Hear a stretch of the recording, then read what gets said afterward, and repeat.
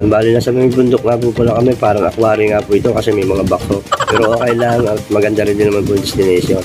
Yan, tinatad na rin po namin yung mga manok dito, mga baboy para mas mabilis ang proseso. Kanya-kanya po talaga kami toka dito para at least mamaya, syempre hayahay na lang. Sa ganda po ng view dito talagang nako, kahit yung mainit, hindi kayo masyadong tatalba ng init dahil yun lang sa ganda ng view and yung napakalamig ng tubig. At yun na nga, namigay na ng sa mga kamag-anak ang aming sponsor. Yan, bali tig 1,000 guys yung ibinigay niya doon sa aming mga kamag-anak dito, malapit dito sa may bundok. Muse, para malaman natin kung tuba o suka, pagkita ko sa likod ng asim dito yung tuba. Sarap. Talaga naman, palagay sa kape. Sanyog light. Oo nga. At ito na nga yung mga nagkaganapang nangyari sa mga kasama namin.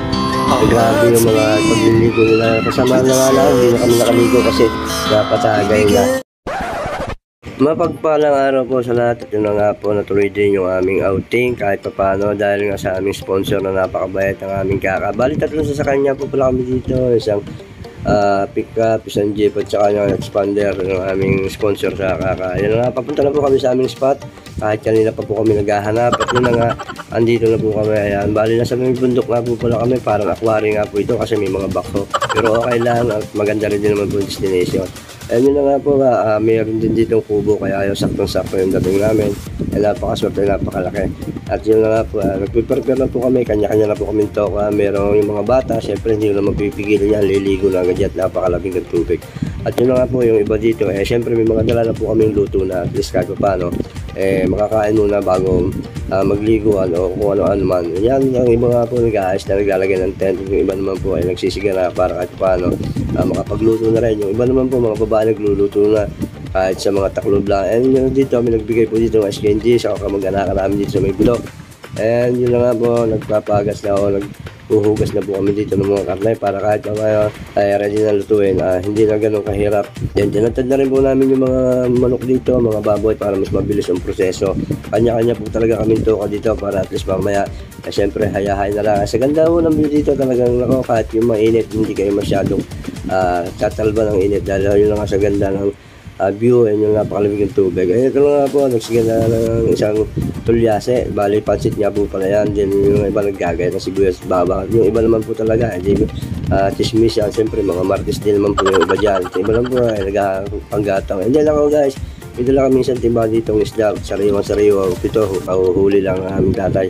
Kaya yun, dadalhin ko muna dito aking huhugasan para kahit paano hindi masyadong maging malansa para mamaya ready ng ibang yan. At yun nga guys, nakaluto na kami ng pansit. Kahit paano makakakain na yung iba. Yun na nga, ito may mga baboy at manok kami. Ito yung hinugasan namin kanina. Bali, ito na nga, nakaluto na ng isa. Adobong manok. Ito kasama namin ng manok. Muse, para malaman natin kung tuba o suka, pagkita ko sa likod ng asim dito yung tuba. Sarap. Talaga naman, palagay sa kape. Sanyog light. Oo nga. Sanyog light. Lagyan ng yelo. Aray, ang pichil. Ay, maglagay kayo dito yun. Ano ba yan? Sanyog light. Sanyog light. Sanyog light. So yung iba nga hindi na nakataste, talagang naligo na kasi sa sobrang init na rin yan, pinagpapawisan natin. Yun na nga, nag-enjoy na rin talaga halos lahat. Yung iba lang, hindi ko na napakita. Ito yung aming bigating sponsor talaga. Ito yung dahil kaya kami nandito.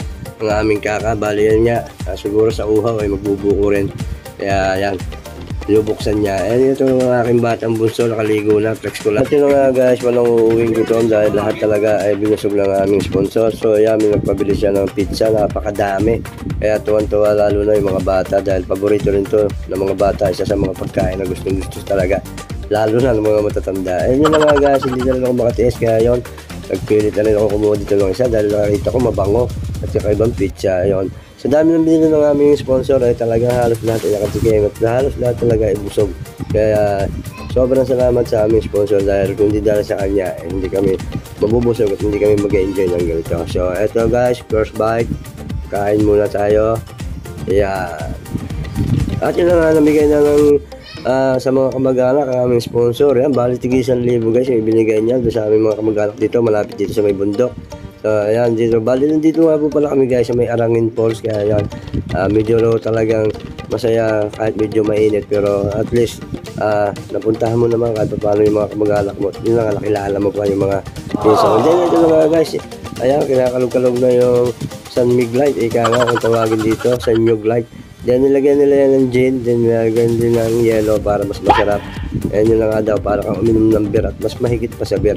Kaya yun, curious lang ako, kaya sabi ko, susubukan ko ako iinom. Dating hulukan sa tabing ari. Dapat, parang dito, dapat yan kung ginagawa sa atin. Dahil mo ang paon.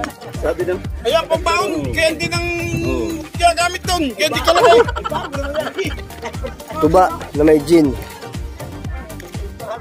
Sarap pala ng lasa nun. Tuba plus gin. Parang naging beer lang ang lasa niya. Ewan ko lang mamaya kung ano magiging parang tiyan natin.